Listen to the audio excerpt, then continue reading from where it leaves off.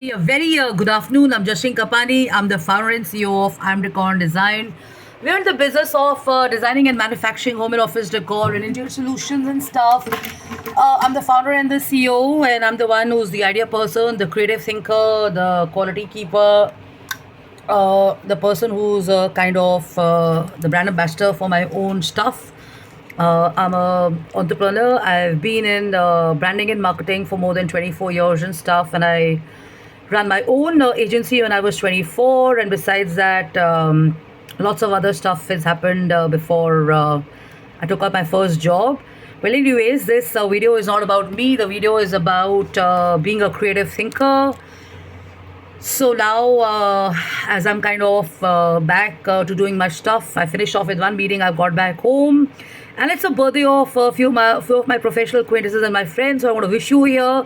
I've already messaged and have a chat with some of them. It's always nice to kind of speak to friends and family and people at work and stuff. And my thought share is about.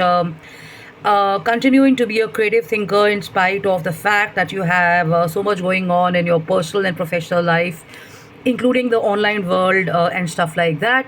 So I feel people live in fantasies when they're in the online world, so the fantasy world must come to an end. But if being online or being in the creative world can kind of give you ideas and inspire you and stuff, then you know that you're on the right track, because imagination, as they say, is a blessing like education. And when you can have imagination, then you can do a lot of thinking, and that's what makes you creative. So a lot of people get stuck in the mundane and the usual and stuff. So how do you come out of that? So here is a read and a few lines and stuff. So this is how to be a creative thinker. So I think the most important lesson that people need to learn is that they got to kind of extend their boundaries of how they think and what they think. If you're going to be following the same, if you're going to be in the same circle, if you're going to be doing the same research, if you're going to be reading the same books and stuff, if you're going to be in the same relationships and stuff, you're going to have the same stuff happening to you. I've shared that before. A lot of people find security in that, but the point is, familiar is always great.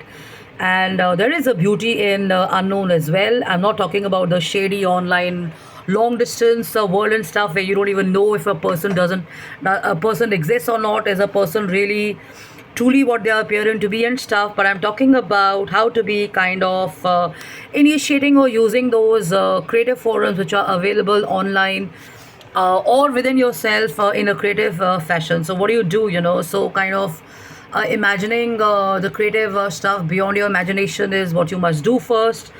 The next is that you have options where you're thinking through the problems and stuff. It's a good idea to take perspective of other people. This is not a competition where we are trying to prove points and we are trying to say, no, I think what I'm saying is right and what you're saying is wrong.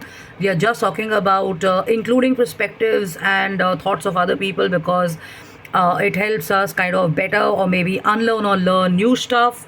And then you can constantly dream up of new products or services for your customers and clients, including yourself. I mean, sometimes you get tired of doing the same stuff. It happened to me when I started a few years back. I was doing only a few production stuff, and I thought that I was not getting kicked and enthused about those.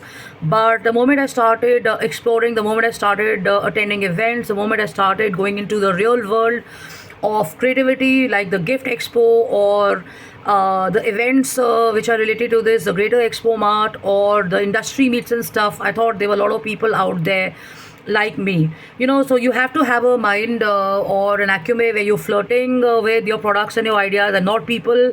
So they say that highly successful thinkers or maybe entrepreneurs or creative people, or even people in branding, advertising or marketing, are those who can actually look at beyond the present and imagine possible futures.